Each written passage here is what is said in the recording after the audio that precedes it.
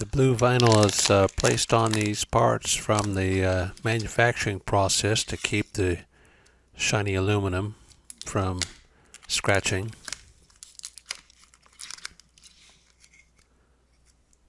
These are nose ribs,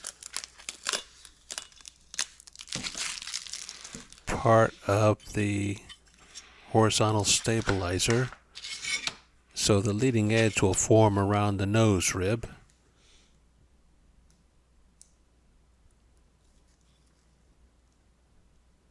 The idea is to remove these horns which protrude and will actually dent the outer skin as it's formed over it. So we're going to trim this off. Everything has to be shaped with a smooth curve or radius, so there's just a small amount of material.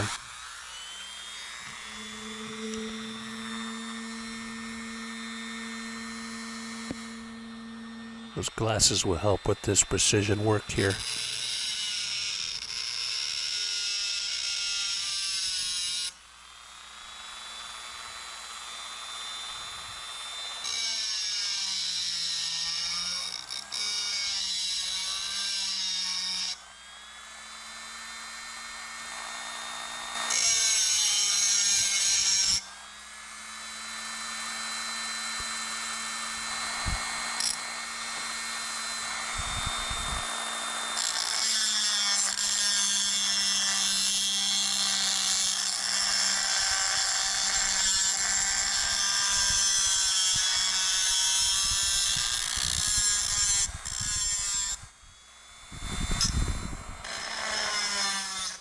I suppose you could do this with a file by hand.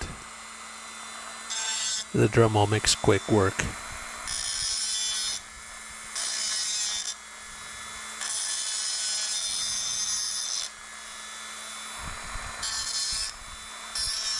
And we bevel the leading edges here just a tad.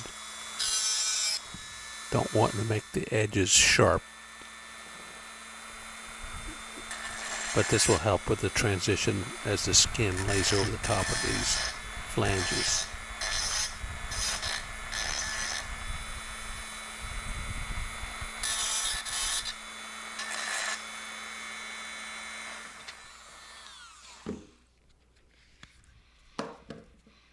This is just step one in the process of removing all the sharp edges off of these parts. Tools at the disposal here are files, sandpaper,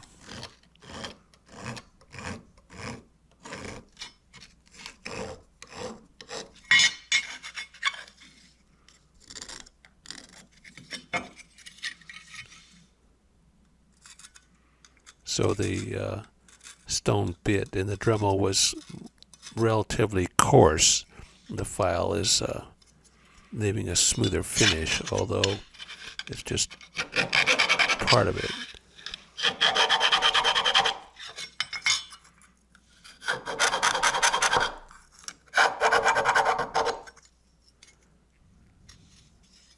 I noticed that the radii on these other flanges were squarish, so we round those with this round file. That's a better shape.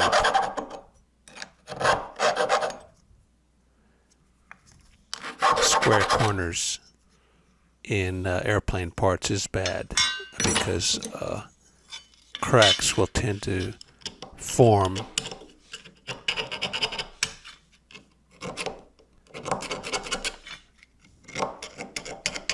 So these radii are a little bit smaller and harder to get to, so smaller file.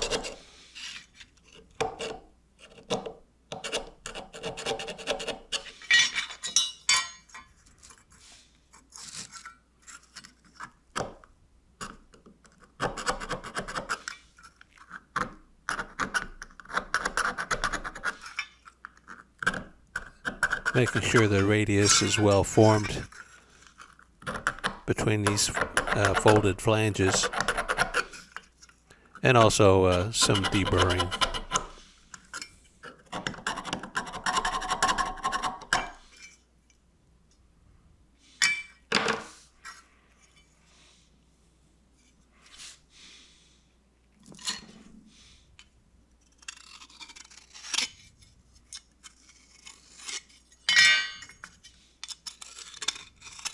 These edges can be razor sharp, so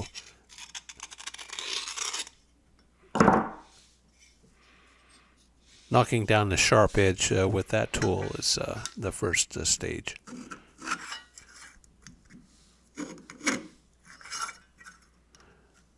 This is another deburring tool, even the punched holes. It just takes one or two spins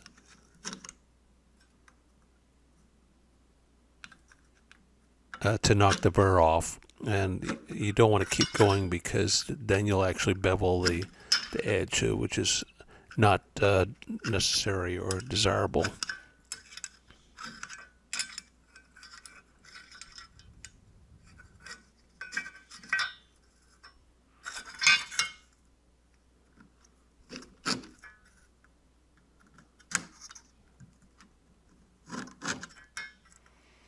Generally, both sides of the punched hole get deburred.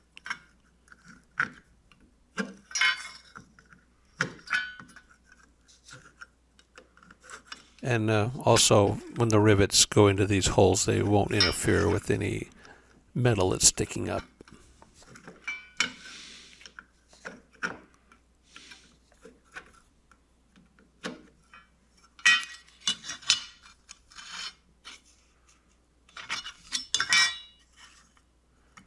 Those big holes are called lightning holes.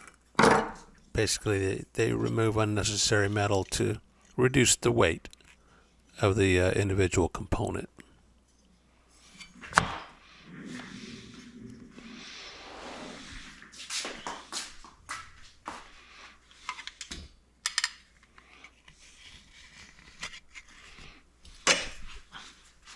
This is a Scotch-Brite wheel.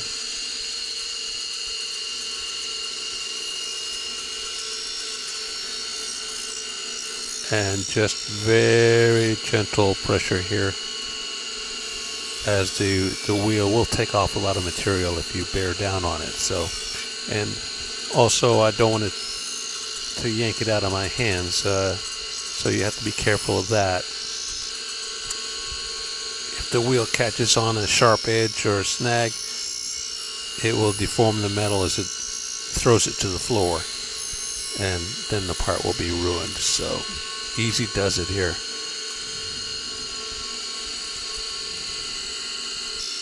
But it does make quick work of these edges. Otherwise, well, I'll eventually end up finishing by hand, as you will see, but this takes a lot of the work out of it.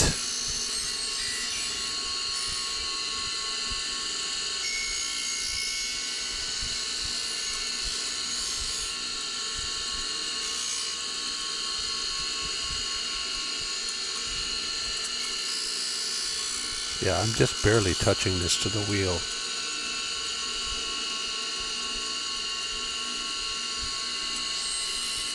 Checking for sharp edges. You want to knock down all of the edges that are sharp. For safety while you're working with the material, and also this is part of the deburring process.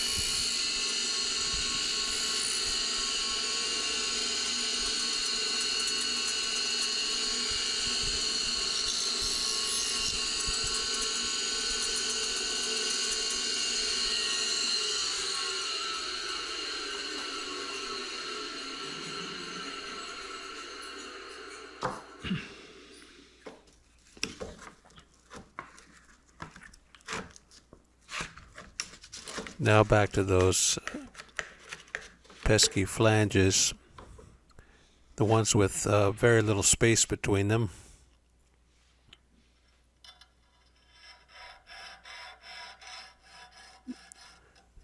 The Scotch-Brite wheel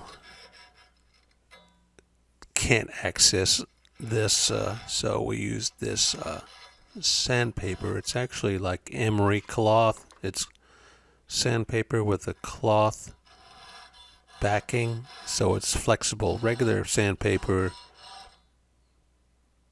will break and crack when you try to fold it or bend it, so this works a lot like dental floss.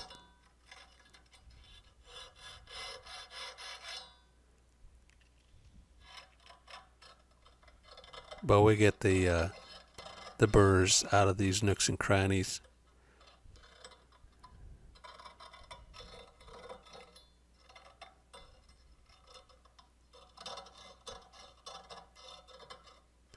This is a relatively fresh strip, and you just tear this off with your fingers. It's real easy to make narrow width out of the larger width, so no scissors required or shears. The ends up here farther away from the clamp are kind of difficult, fiddly, because there's not much support, and as you can tell, the nose rib is quite lightweight, so it moves around. I have to be very careful and gentle. This is a larger width of the same stuff, made in Germany.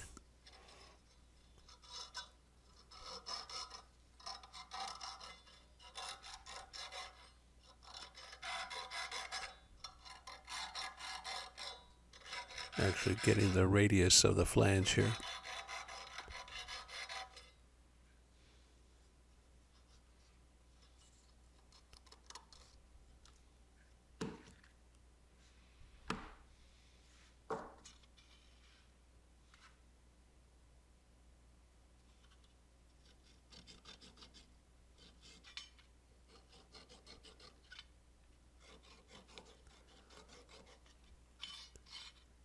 There's 8 of these nose rib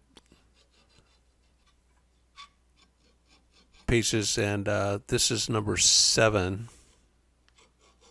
It takes about 7-10 minutes per nose rib, so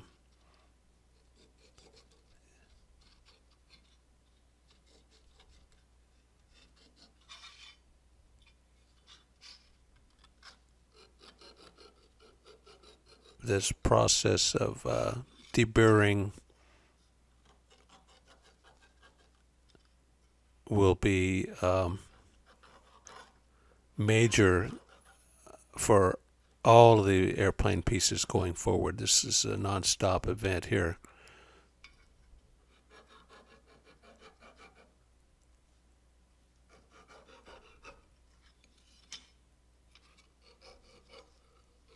And probably takes the most time.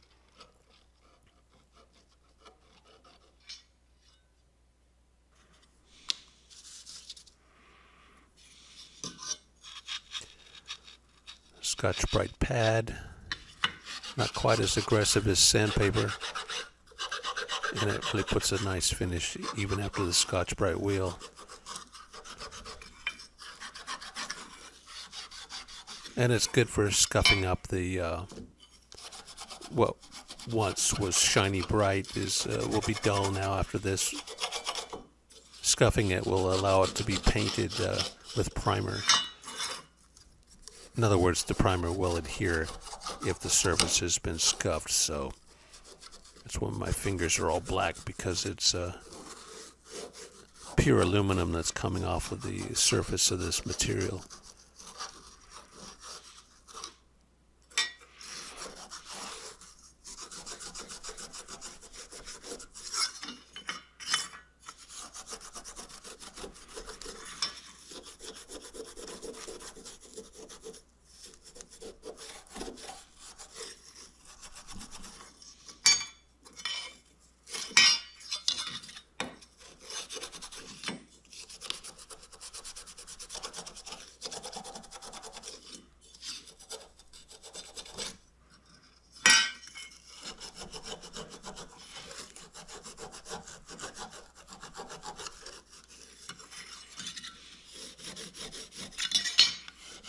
after you invest all the time in the preparation work,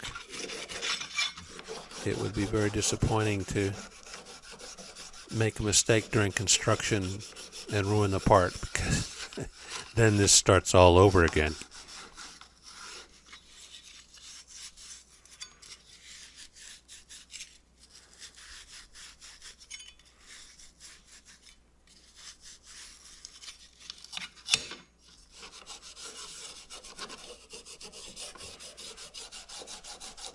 And the time investment is bad enough to have to repeat anything unnecessarily, so steady as she goes.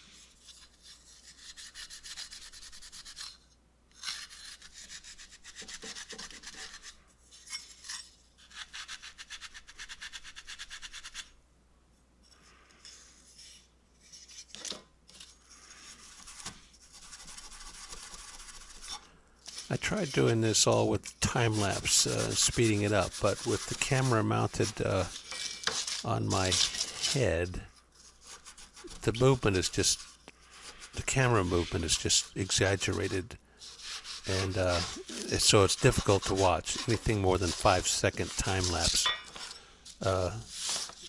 makes your tummy upset. So we're watching it live.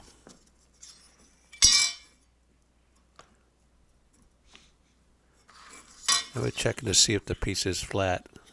It mostly is, but this straight edge will tell you if the punched holes are lined up. And there is some curvature there, so that can be taken out.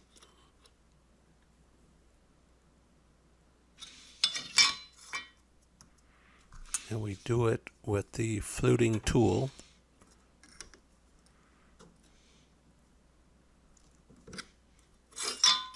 See, I'll put a crimp in the metal there. The bump is on the inside, so skin will lie flush against the outside, but that shortens the length and helps keep things lined up. Good enough.